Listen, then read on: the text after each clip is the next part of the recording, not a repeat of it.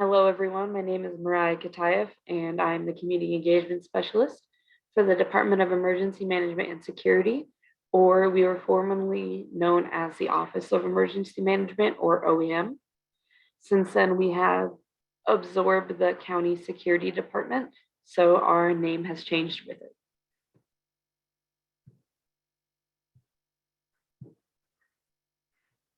So welcome, everyone. Thank you for being here. Thank you for taking the first step to financial preparedness and awareness. I know it is 7 p.m. on a beautiful but chilly day, so I do really appreciate everyone taking time out of their busy days to be here. Continue on. And Marco, have you signed on?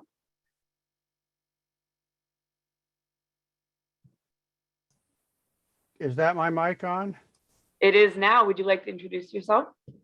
Yes, I'm Marco Polo. Marco Johnson, and working for Department of Emergency Management and having fun being prepared and learning how to be prepared and taking care of myself, because somebody keeps telling me that I can't take care of them until I take care of myself or something like that. So, I mean, that is a great way to live. You know, you can't pour out of a glass that's already empty.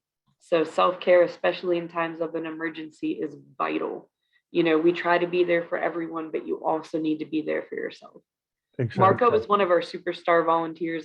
Marco is an amazing part to our One Fairfax, Ready Fairfax initiative. So the goal of this presentation is going to be increasing awareness of meaningful actions residents can prepare for, respond to, and recover from emergencies.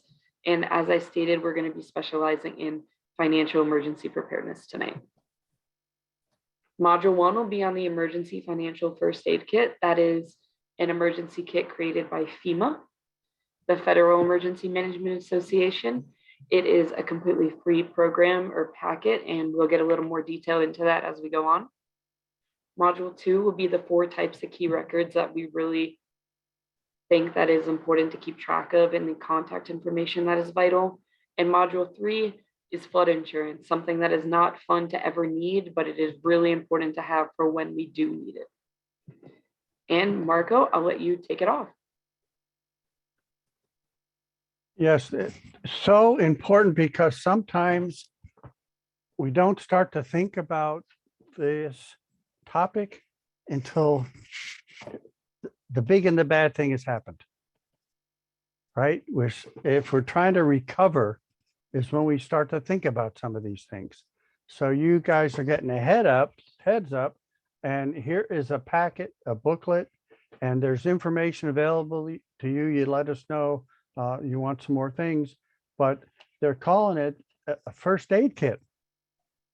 And who'd have thought I needed a first aid kit for my financial affairs? So guys, put our mindsets on like, hey, we're recovering.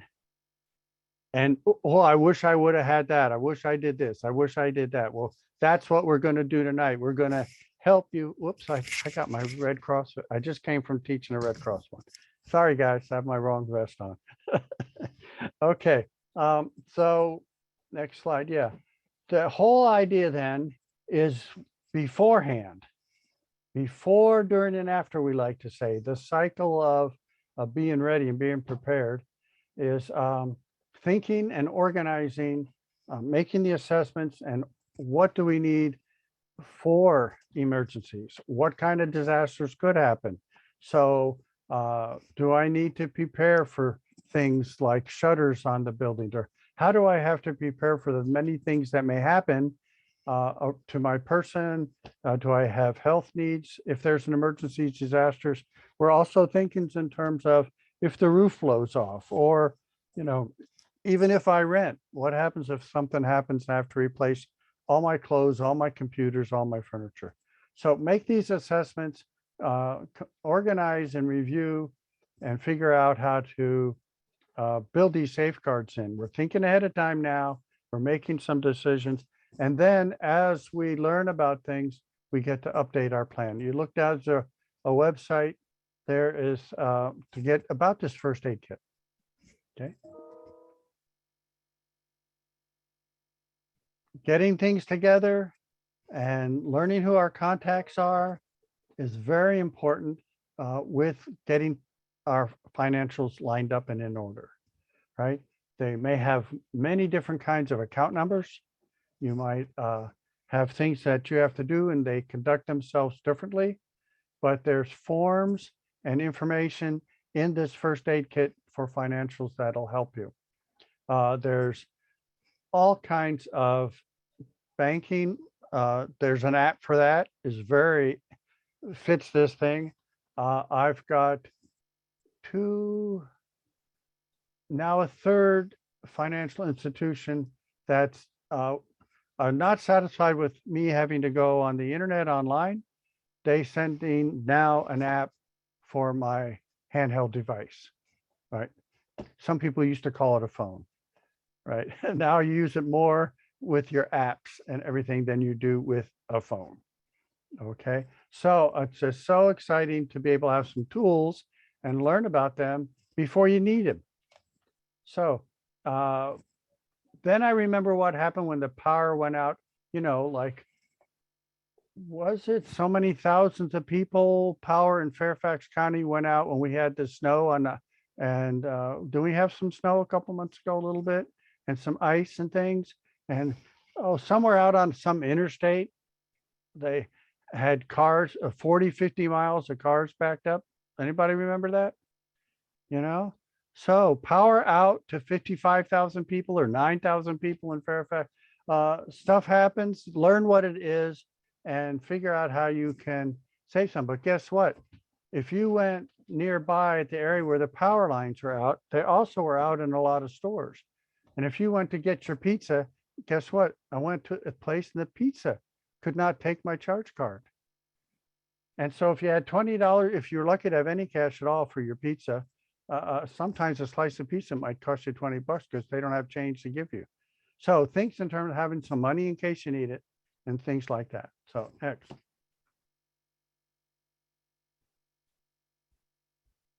Yeah, we're looking on how to work with our insurance documents, with our paperwork, and how to keep things up to date.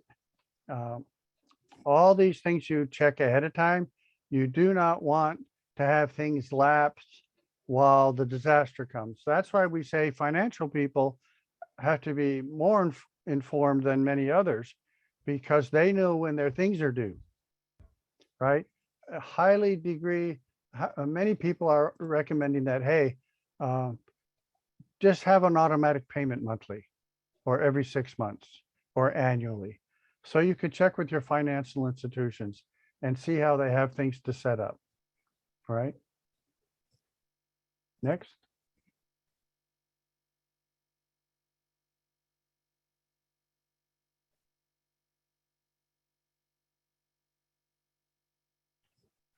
One thing that some people, once upon a time, I used to put things on something called CDs, then they got replaced by DVDs.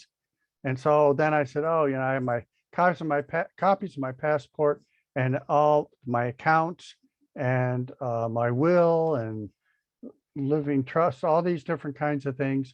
So now I have them on USBs, but there's something that my financial advisor says, oh, just put them in our cloud. What's your cloud? Like, where's that? But what you can do, you can have the agreements with your network, with your support group of people that you contact with. Sometimes it's family or associates, and then you can have electronic copies that are accessible to you, right? I send a USB or I gave permissions from my OneDrive up in my cloud for people to have that that are out of state. So think in terms of organizing your financials. If you like a stack of paper, I know my friend Adolf, he has his paper and it fits into a thing fireproof. And he also has the USB and everything scanned on there. And that's out of town at his friend's house. And he also has one at his parents' house.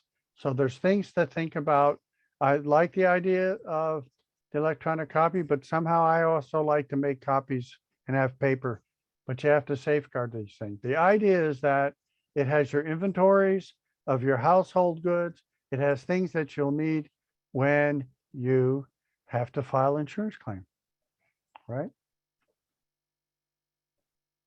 Yes, after you look and say, oh, what do I look, pull together the stuff you need for your taxes. And that's a good time when to update things, right? Uh, when you start to say, oh, when does my driver's license expire? When is this? When is that? Uh, hmm. Sometimes you get something in the mail and says, for 15 minutes, you could save $5,000 on your auto insurance. Just call us. So if you change your auto insurance, there's different things what you do. The idea is we're being very smart in planning for our financial emergencies, but we are also once we did it good once, we got to come back and do it good again. We got to keep it up to date, right? Birth certificate, death certificate. All right. Key records, contact information. So where you live, legal documents, medical information, and household contacts.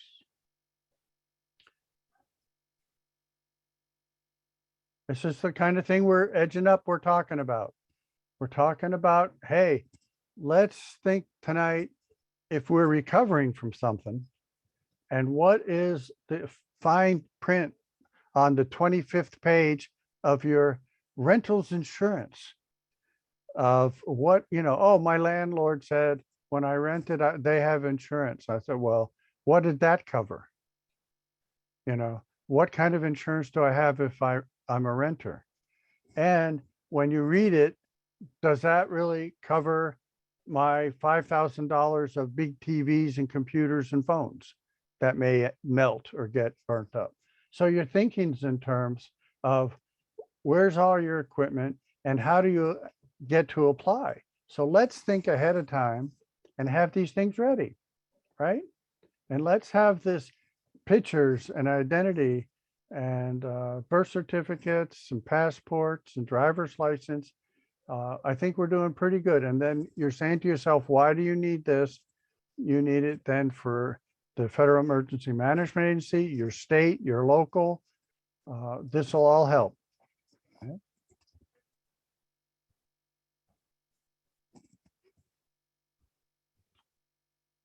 Boom. Wow. Okay, now, since I'm an eye doctor, here's the checklist and here's how to organize things and decide, like, there's stuff to help us. We can learn about this stuff, right? In this first aid kit on financial, you have these forms and you have ideas and how to organize yourself. There's a section to record this information, right?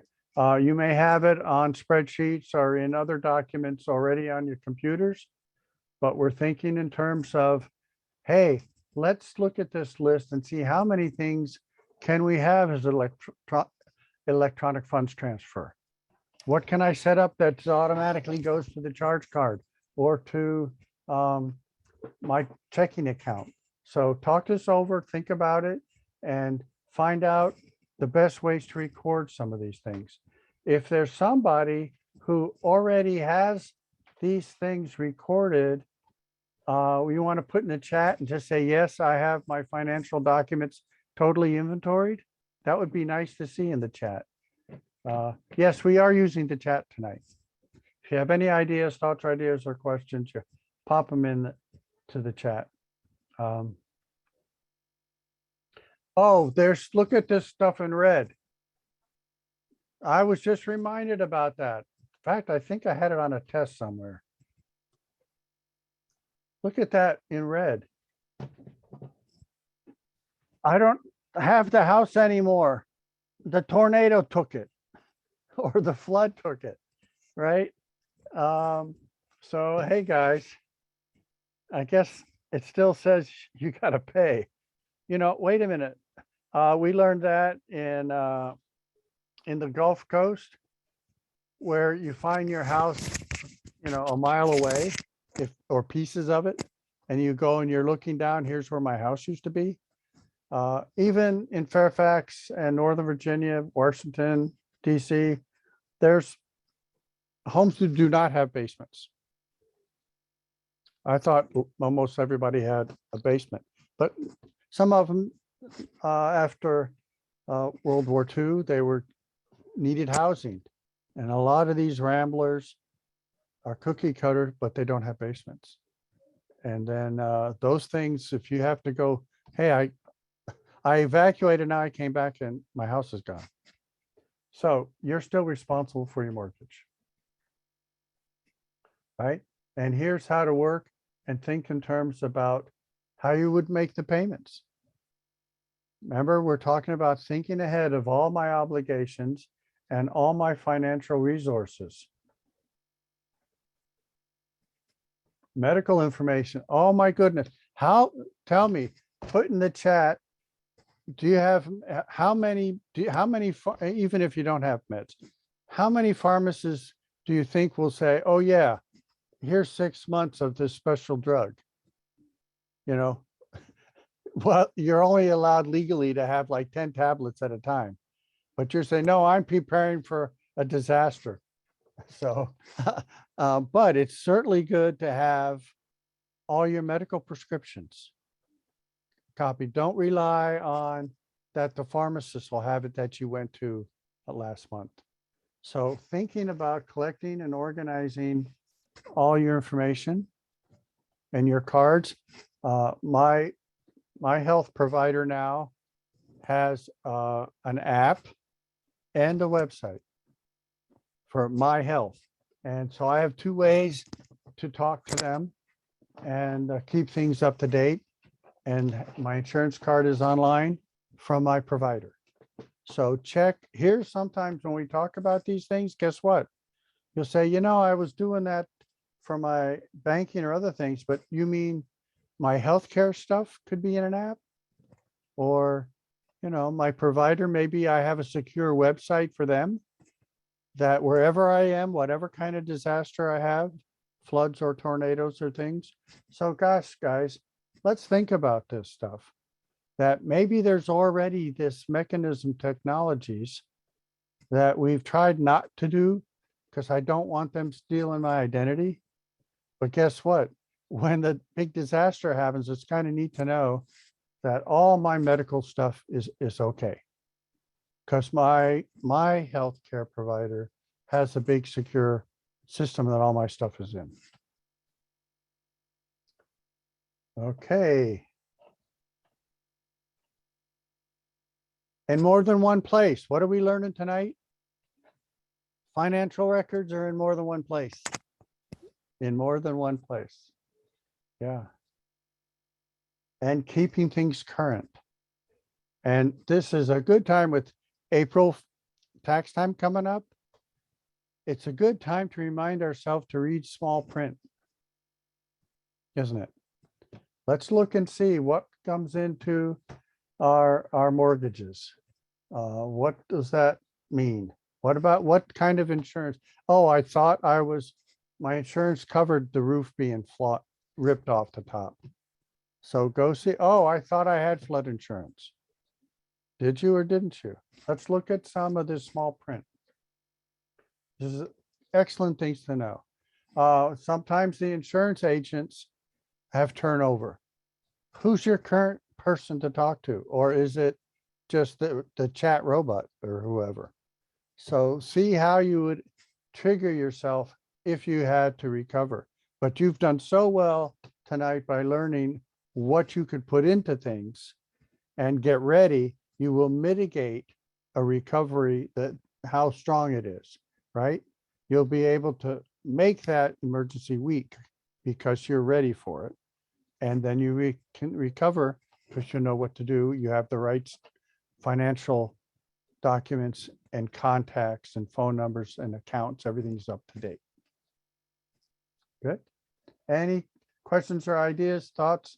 Put them in the chat or come off the mic if you are for these first 2 modules. We wanted to get your minds going on thinking on hey, there's at least one thing I can do. I can do something here, right? I can get started on something.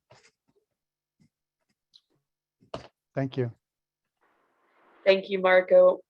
Thank you for taking your time to do this. Thank you for taking your time to explain everything really well. I would like to say that I don't have a basement.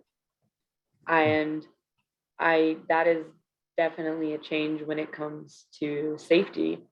The National Weather Service sponsors a day actually today called Safe Place Selfie. So it actually combines technology and your safe place. Mm, And something I had to think about is the fact that I don't have a basement to go to if a tornado was coming. And I had to think about what is my next best option. For mhm. me personally, that is my bathtub. Because it is a place that is surrounded, it is a place without windows, and it is the best that I can do being on the second floor of a condominium. I would also like to talk about that financial first aid kit that is through FEMA, completely free. I think it is in at least 8 languages. There's a fillable option online as well as a large print option. So you can either print it out regularly, print it out in large print if you have maybe some vision issues, or you can fill it out there and then download it with all of your text filled out. I always warn with the fillable, there's no way to kind of do a checkpoint. You have to fill it out in one sitting, unfortunately, if you're doing the fillable. That's just kind of an inconvenience that comes with the program. But hey, it is a free resource that is there to use. I apologize that the pictures are kind of hard to see. I'm a visual person, and sometimes it just kind of helps to see, there's so much that can be filled out. Now to talk about the really not fun thing of flood insurance, because flood insurance is not the kind of insurance that people like to think about if you don't, live in the coast of Louisiana, or if you don't live in Florida, or your places that are prone to hurricanes or flooding. But the reality is anywhere can get flooding. And the other reality is flood insurance is a separate thing. You have to get it through the National Flood Insurance Program or through the federal government. Your homeowner's insurance itself does not include flood insurance. And as it says on the first bullet, 1 inch of flood water can cause up to 25 grand in damages. I don't know about you guys, but I personally don't have 25 grand to throw at, flood damage right now. I wish I did. But that is really where flood insurance comes in. And I know for me personally, I live in my condominium has a lake, and the reality is lakes flood. That's still flooding, and that can still fall under flood insurance. And there is a 30-day waiting period usually for flood insurance to go into effect. So it's really important to think about signing up for flood insurance before the big hurricane comes, because I don't know how many locals we have tonight, but as a Northern Virginia local, I can say, we do get hurricanes. That definitely does happen here. I remember, I think it was in 2019 on July 8th, we got 5 inches of water within about 2 hours. That's a lot of oversaturation. That was a lot of flooding. That was a lot of swift water rescues that our first responders had to do, which means they're doing their job to save lives, which also means they don't have the manpower to go and rescue people that are not in a life-threatening situation. So, flooding gets really complicated. It really spreads our resources out. And again, another kind of insurance isn't fun to talk about, but it's important. I would also like to add with the medical contact information for our packets. I don't know if anyone else has pets, but I have 2 cats. And I learned the hard way that cats also have a 30-day waiting period for insurance. And I know that my cats are really important to me, and I would have trouble going to a shelter without them. So, it's important to have your pet's insurance information if they have insurance. And if they don't, proof that they're up to date on their shots, specifically, rabies or any of the highly contagious ones, because in times of disaster, Fairfax County does have shelters that are set up to help with animals as well. So there are options for your pets. No one wants to leave their furry or scaly or feathered friends behind. So that's always something that I always stress. Also, get pet insurance if you don't have it. So how to purchase flood insurance? Floodsmart.gov is the main website. And let me see if I can draw on this. I might not be able to, but what I was going to say is one of the ways you know this is, a legitimate site is that it's a .gov. And then at the top, it will say an official website of the United States government. So that's another way that you can verify that you're not giving your information to a place that you shouldn't. Because as Marco said, technology comes with convenience, but it also does come with risk. And as technology is ever changing, our cybersecurity mindset has to also change. And it says it is sponsored by the National Flood Insurance Program, as well as the Federal Emergency Management Association, which is just another way to ensure yourself that you're on the correct website and you're not giving your personal information to somewhere that you can't. If you choose to go to the site, which I really, really encourage you to do, you can look up the flood zones and mapping for your area, and you can look at exactly where the major flood zones are in the United States. So even if maybe you aren't directly in a flood zone, you might be curious to see if any of your friends or family, nieces or nephews, sisters, brothers might be in a flood zone, and you can take information from this presentation and just kind of stress the importance of it to them.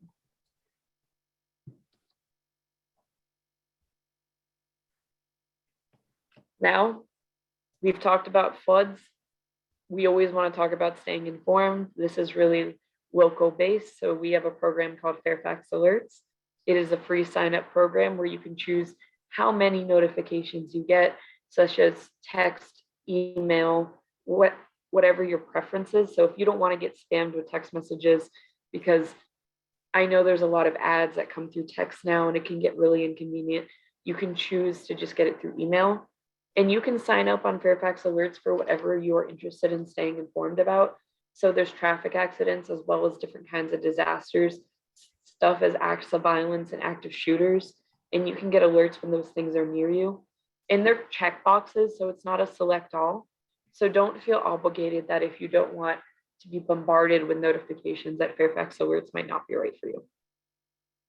So as we see on the right side of our screen, the 6 ways to receive a warning. I think one of the most important ones to talk about is the second one on the left side, a wireless emergency alert, or a WEA. If anyone has ever gotten that really loud vibration and ringing sound on their cell phone, completely out of their control, stating that there's a flood at risk or there's a child missing or something equally traumatizing or terrifying, that's what we call a WEA. Those are wireless emergency alerts, and those are actually radius based. So usually they pick a point and there's X number of miles from that point we'll get that notification. Really important, really cool. Outdoor sirens. Whenever I see that, I think it's important to say that Fairfax County does not have tornado sirens. Those do not exist within our county. Tornadoes are not common enough that they are something that the county has currently. Local TV and radio. I'm sure we've all gotten those banners on the top or bottom of our screen, similar to the wireless alert emergency alerts. A NOAA weather radio. I love weather radios because 1, they can just be regular radios that also have a weather option. And 2, a lot of them are crank powered, so you can crank them and you don't need a battery and you don't need something to plug them in. Yeah, Marco's got one. He's got a crank flashlight right there. See, Marco is the definition of preparedness. And it's a radio and a weather and charge your cell phone. See, we love to see that. And let's say we did lose power because of a storm that resulted in a really bad flood and some electrical transmitters in the county went down. Marco would be able to still charge his phone, which would really, really, help as even just peace of mind, because in this day and age, there is safety that comes with connection. Internet sites, weather.gov, definitely a great one. Anything.gov, always verify for the .gov. I will stress that every day. And from your friends, family, and coworkers. if you get it, you'll never know when they're going to give you a phone call. And people we know and trust are valuable resources because they already have your trust, your knowledge, and they're great. Our emergency preparedness newsletter is something that goes out once a month. I actually do the first draft of it, so it's one of my babies and I love it greatly. And it is usually a 2-document newsletter that comes out in Word as well as PDF. I always stress that because if you have anyone that is hard of vision or is blind, Word allows screen reader to still work. So that's a really cool trick. And that means that the screen can read every single word to them with audio in case they can't see the screen. Follow us, Ready Fairfax, on social media. That's a way to get updates. We always update when we get bad weather things from the National Weather Service, such as rain, snow, hurricanes, lightning risks, thunderstorms. You know, that tornado that was just in Tyson's Corner, I'm sure everyone heard about that. That was scary. And that was something we posted a lot about on social media. Thankfully, that was a small tornado with a very small radius. But, you know, as I said before, Fairfax County does not have tornado sirens at this time. So technology is really your best friend for staying in network and in connection for that. The Functional Needs Registry is a registry for people with access and functional needs that might have or need special considerations when it comes to evacuations or shelter. And that can be everything from things like autism and they get overwhelmed to things like Down syndrome, where there's just different skill levels, to wheelchairs, to special medications. There's a huge range, and you can select what kinds of things on the Functional Needs Registry relate to you. It is all free to sign up for. And it is a great way because you can be making sure that you are one of the first people contacted in a time where you might need some sort of special knowledge, if you might need a little extra help in terms of an evacuation. Emergency health profile. I hope we all know that 911. 911 is a wonderful thing. You can now text 911 if you did not know that. So if you are in a situation where you might not have a voice or you're in a place of danger and you need to be quiet, the 911 center saying is call if you can, text if you can't. So calling is always going to be the number one recommendation. But if you are in a place of acts of violence and you need to shelter in place or something of the sort, now you can text 911, which is a wonderful, wonderful tip to know, because it's like flood insurance. We never want to need it, but we always want to know that we have it.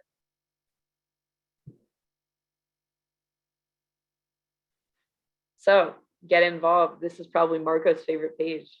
Marco has been involved with a lot of these things. The community emergency response team is amazing. If you have any medical training, the Medical Reserve Corps. The Medical Reserve Corps was one of the biggest assets when it came to vaccinating for COVID-19, and they made a huge, huge difference. The OEM Volunteer Corps is under my division, so very much love it, but you don't have to volunteer with us. Neighborhood Watch is an amazing way to help your community.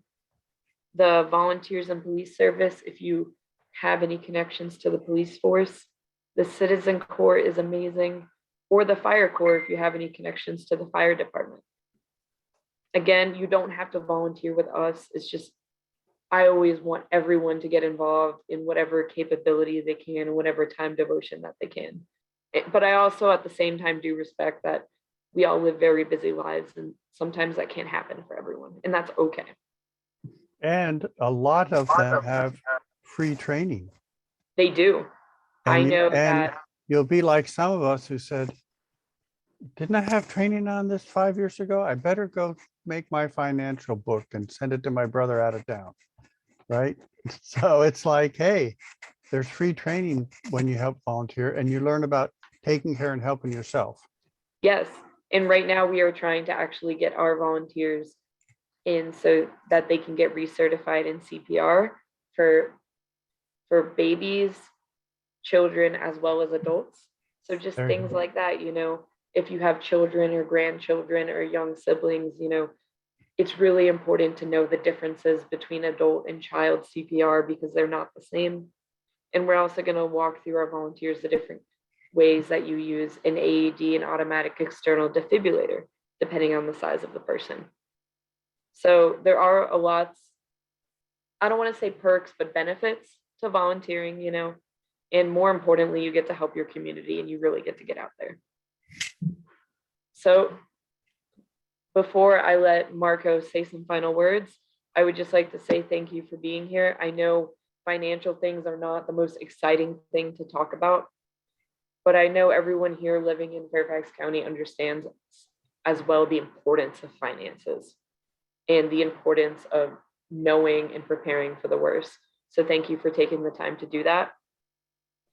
Next month is Hurricane Awareness Month from the National Weather Service, as well as the Federal Emergency Management Association. So the first Wednesday of the month, we will again be talking on here, and I will be going into detail about hurricane preparedness.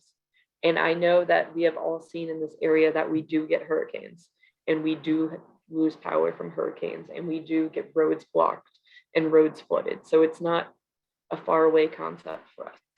So that is a really, really important one. And for people that are able to join, I really hope that you do and just learn a little more about hurricanes.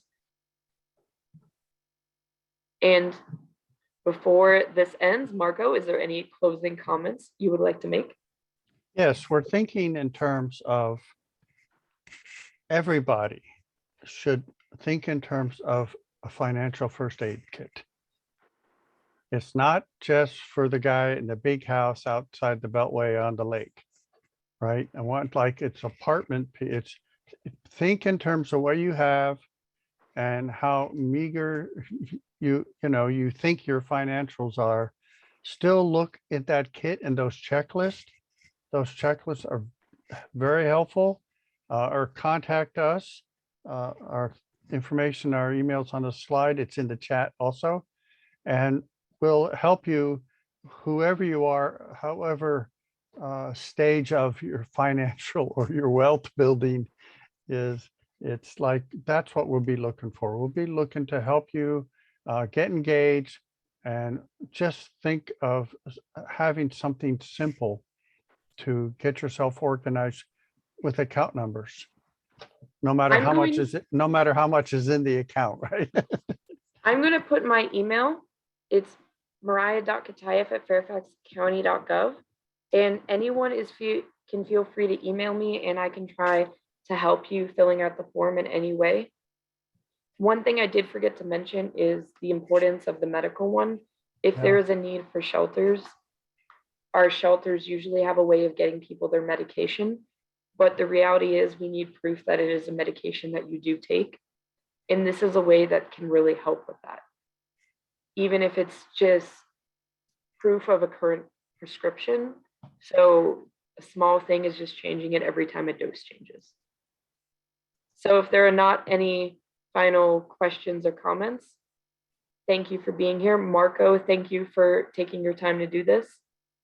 And thank you everyone for taking time out of a busy Wednesday to learn about financial preparedness. And please do not hesitate to reach out at any time if you have any questions. Thank you, everybody. Have a great night, everyone. Stay safe. Thank you.